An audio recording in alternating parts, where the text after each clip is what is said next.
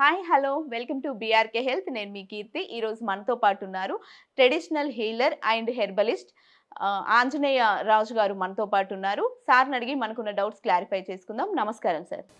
Sir, ఇప్పుడున్న రోజుల్లో అనుకోవచ్చు లేదనుకో, ఇప్పుడున్న ఈ బిజీ టైంలో చాలామంది వర్క్ చేసుకుంటూ కూడా నిద్రలేమి సమస్యతో బాధపడుతున్నారు. అసలు ఈ నిద్రలేమి సమస్య ఎందుకు వస్తుంది, వస్తే దాన్ని ఎలా బయటపడాలి సార్ ఆ సమస్య నుంచి? బిజీ లైఫ్ అని మీరు అడుగుతున్నారు కదా. అవును సార్. బిజీ ఎవరికి లేదమ్మా. ఓకే. నటిస్తున్నారు అందరూ, నాకు తెలిసినంత వరకు అయితే. ఓకే. సోమరిపోతుల్లో కూర్చుని ఏ పని చేయకుండా ఇంట్లో కూర్చుని వాళ్ళు చాలా ఎక్కువైపోయారమ్మా. ఓకే. ఏ విధంగానే అంటే టీవీ చూస్తాను, ఫోన్ చూస్తాను, లేకపోతే డిగ్రీ చేశాను, చదువు ఉంది, నాకు డిగ్రీ ఉంది, పీజీ ఉంది, గవర్నమెంట్ నాకు ఉద్యోగం ఇవ్వాలి, లేకపోతే ఎవరో ఒకళ్ళు ఉద్యోగం ఇవ్వాలి అని ఇంట్లో కూర్చుని తింటున్నారు తప్ప ఒక కూలి పని చేసుకునే తల్లిదండ్రుల పిల్లలు కూడా అయ్యో మా నాన్న వెళ్ళి ఇంత కష్టపడుతున్నాడు, మా అమ్మ వెళ్ళి ఇంత కష్టపడుతుంది, వాళ్ళు సంపాదించి పట్టుకొస్తే తినడానికి నేను ఎందుకు సిగ్గుపట్టలేదని ఒక్కళ్ళు కూడా ఆలోచించట్లేదు. చేత బిజీ లైఫ్ అనేది లేదా. ఈ టైప్ ఆఫ్ పీపుల్ పెరిగిపోయారు. ఎందుకంటే గవర్నమెంట్లు కూడా వాళ్ళకి ఊరికి అనేక పథకాలు ఇచ్చి కూర్చోబెట్టి మేపుతున్నాయి. దానివల్ల వర్కింగ్ మ్యాన్ పవర్ అనేది వర్క్ చేయనప్పుడు, ఒక జపాన్ ఉందండి, మీకు ఆటం బాంబు వేసాక ఎంత నష్టం జరిగింది, వాళ్ళు ఎంత ఫాస్ట్గా బయటకు రాగలిగారు. వాళ్ళు చీమల పుట్టలో చీమలు ఎలా పనిచేస్తాయి అలా పనిచేస్తారు. అలా మన దేశం కనుక పనిచేస్తే అమ్మా ప్రపంచంలో మన దేశాన్ని కొట్టేది ఇంకోటి ఉండదు. ఇవాళ ఏదైతే మ్యాన్ పవర్ ఉందో ఆ మ్యాన్ పవర్ని మనం వాడుకోవట్లేదు. ఉదయం నుంచి సాయంత్రం దాకా పనిచేస్తే ఒక పల్లెటూరులో కూడా 1000 రూపాయలు వస్తుందమ్మా ఒక మనిషికి. అదే ఆ మనిషి వెళ్ళి వాడు అపాయింట్మెంట్ తీసుకుని ఇంటర్వ్యూలో పాస్ అయ్యి జాబ్లో జాయిన్ అవుతాడు, 10,000 15,000 ఇస్తున్నాడు. ఆ 30,000 రావడానికి వాడికి 3 ఏళ్ళు 4 ఏళ్ళు పడుతుంది. నీ పక్కిన రోడ్డుకి నువ్వు ఎందుకు చదువుతూ చెప్పు, రోడ్డు మీద తిరిగి పిల్లలందరినీ పోజేసి చదువుతూ చెప్పు, నువ్వు కూడా కూలి పనికి వెళ్ళి ఆ కష్టం ఏంటో తెలుస్తుంది. కష్టపడినప్పుడు మనిషికి జబ్బు రాదమ్మా, అసలు జబ్బు అనేది రాదు. జబ్బు ఎప్పుడు మనిషి కష్టపడేవాడికి భయపడుతుంది. కరోనా వచ్చిందండి, పల్లెటూరులో ఎంతమంది చచ్చిపోయారో చూసుకోండి, మీరు సిటీలో ఎంతమంది చచ్చిపోయారో చూసుకోండి. సిటీలో ఎన్ని కేసులు వచ్చినాయి, పల్లెటూరులో ఎన్ని కేసులు వచ్చినాయి చూసుకోండి. ఇక్కడ 30% ఉంటే అక్కడ 1 or 2% ఉన్నాయి. ఏంటి డిఫరెన్స్? కష్టం. నేను వ్యవసాయం ఈ రోజుకి చేస్తానమ్మా, నాకు 71 వస్తాయి. నేను పొలం వెళ్తే ఎప్పటికీ కూర్చొని పని చేసుకుంటా, ఎండలో తిరుగుతా. అలా చేసిన వాళ్ళకే లైఫ్ బాగుంటుంది. కష్టపడితే భగవంతుడైనా మీకు కావాల్సింది ఇస్తాడు. ఇంట్లో కూర్చుని గాలిలో దీపం పెట్టి ఆరిపోతానంటే ఎలా కుదురుతుంది? నువ్వు కష్టపడు. నేను ఇదంతా ఎందుకు చెప్తున్నానంటేనేమో, ఒక పిల్లడు నాకు ఫోన్ చేశాడు, సార్ నేను పీజీ చేశాను, నేను పేదవాడిని, నాకు సొరాసిస్ వచ్చింది, మందు ఇవ్వండి అంటే 10,000 అవుతున్నాను. అయ్యి బాబోయ్ అంతా సార్, నేను ఇవ్వలేను సార్, పేదవాడిని అన్నాడు. ఏం చేస్తున్నావు అమ్మా అన్న? పీజీ అయిపోయిందండి అన్నాడు, ఉద్యోగం ట్రై చేస్తున్నాను. మీ అమ్మ నాన్న ఏం చేస్తున్నారంటే, నాన్న పోయాడండి, అమ్మ ఉంది. అమ్మ ఏం చేస్తుందంటే కూలి పని. ఒకటే మాట అడిగానమ్మా, వాడు నన్ను తిట్టుకున్నా పర్వాలేదు, ఈ వీడియో చూసి నన్ను తిట్టుకున్నా పర్వాలేదు, జనాభా నువ్వు దున్నపోతులాగా ఇంట్లో కూర్చుని అమ్మ కూలి పని చేస్తూ ఉంటే పట్టుకొచ్చి ఇస్తూ ఉంటే తినడానికి సిగ్గేయట్లేదా నీకని అడిగా. మొట్టమొదటికి వచ్చినది. అతను నెగిటివ్గా అలా తీసుకోలేదు. ఆ పిల్లడు చాలా తెలివైనడు, పాజిటివ్గా తీసుకున్నాడు. సార్ నేను తప్పు చేస్తున్నాను సార్ అన్నాడు. అని నువ్వు రోజుకి 500 నుంచి 1000 వస్తుంది, 4 రోజులు కష్టపడి నాకు 2,000 అయినా పంపు, 1000 అయినా పంపు, అప్పుడు నీకు మందు పంపుతాను తప్ప ఊరికే ఉన్నా.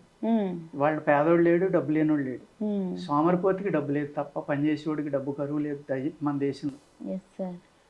చేత అలా కూర్చోవడం తప్పు. నువ్వు చదువుకుంటే ఉద్యోగం ఒకటే చేయాలని కూర్చోవద్దు మీరు. ఇంకా ఉద్యోగానికన్నా చేయవలసిన పనులు 100 ఉన్నాయి. ఉద్యోగం అయితే ఒకటే, ఇంకా అదే నీ జీవితం.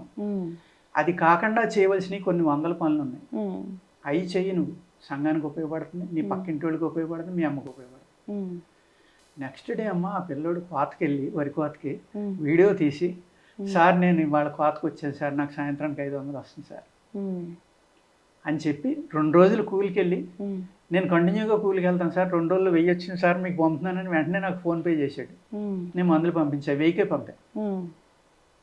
సొరాసిస్ 3 నెలల లోపల ఎవరికి తగ్గదమ్మా, నెలలకి తగ్గిపోయింది. ఓకే.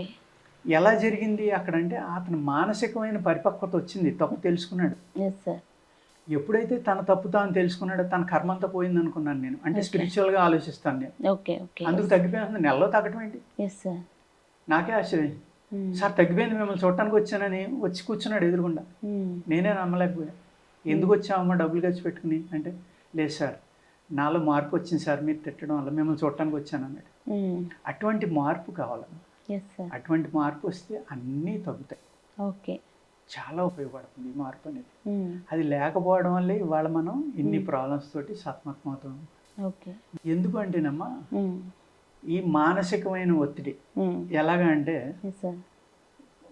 ఏదో చదువుకున్నాడు, పని చేయడు, ఇంట్లో కూర్చుంటాడు, అమ్మ నాన్నతో అడుగుతాడు, పక్కోడు టచ్ స్క్రీన్ ఫోన్ వాడుతున్నాడు, నేను కొనుక్కోవాలి, వాడు ₹1,00,000 బండి కొన్నాడు, నాకు బండి కావాలి.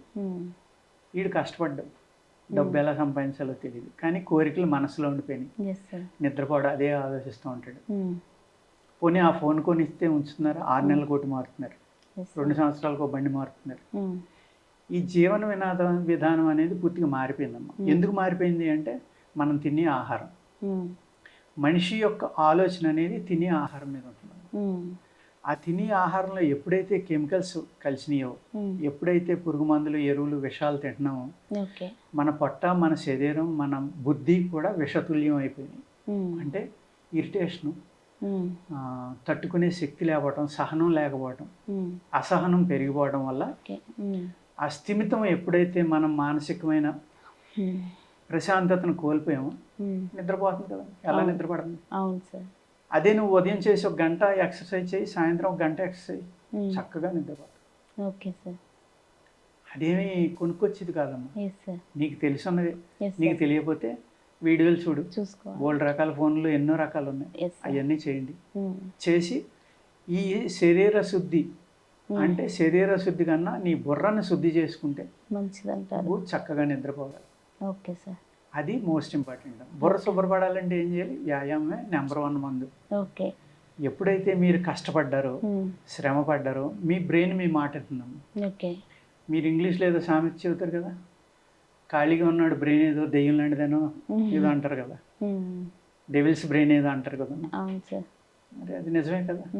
ఎప్పుడైతే ఖాళీ లేకుండా ఒక పని చేస్తా, వ్యాయామం అనేది చేస్తున్నాడో, శరీర కష్టం ఎప్పుడైతే జరిగిందో, ఈ కష్టాన్ని నుంచి రిలీజ్ అవడం కోసం ఆటోమేటిక్గా నిద్రపడుతుంది.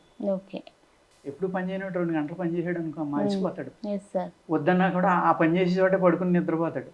అప్పుడు దాకా ఆడికి మంచం కావాలి, మెత్తగా ఉండాలి, దిండు కావాలి, అన్నీ కావాలి. మరి పని చేయనివ్వండి, పొలంలోకి తీసుకెళ్ళి ఒక 4 గంటలు పని చేయించున్నాడు, ఆ చెట్టు కింద నిద్రపోతాడు మట్టిలో, అన్నీ మర్చిపోయి. ఎలా పట్టిందమ్మా నిద్ర? ఆ వర్క్ చేసినప్పుడు ఆడి బాడీ ఎక్సెస్ ఆక్సిజన్ తీసుకుంది. ఎప్పుడైతే ఎక్సెస్ ఆక్సిజన్ తీసుకుందో, ఆ ఆక్సిజన్ బ్రెయిన్కి వెళ్ళింది. బ్లడ్ ద్వారా. బ్రెయిన్కి ఫుడ్ ఓన్లీ ఆక్సిజన్ అమ్మా.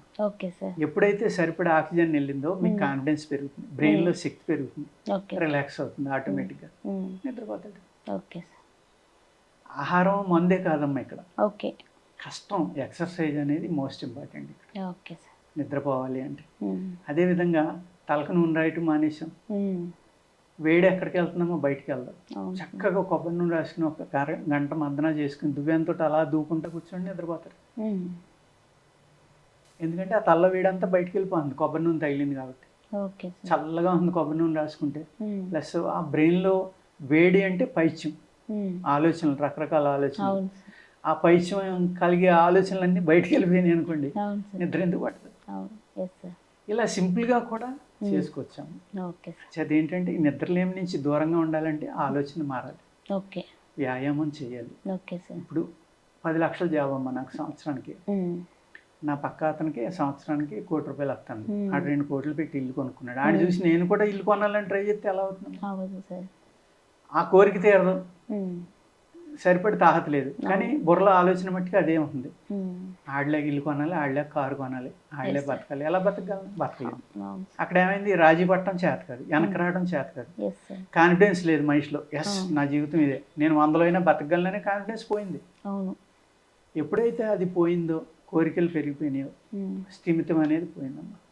ఆ పీస్ఫుల్నెస్ అనేది పోయింది బ్రెయిన్లో.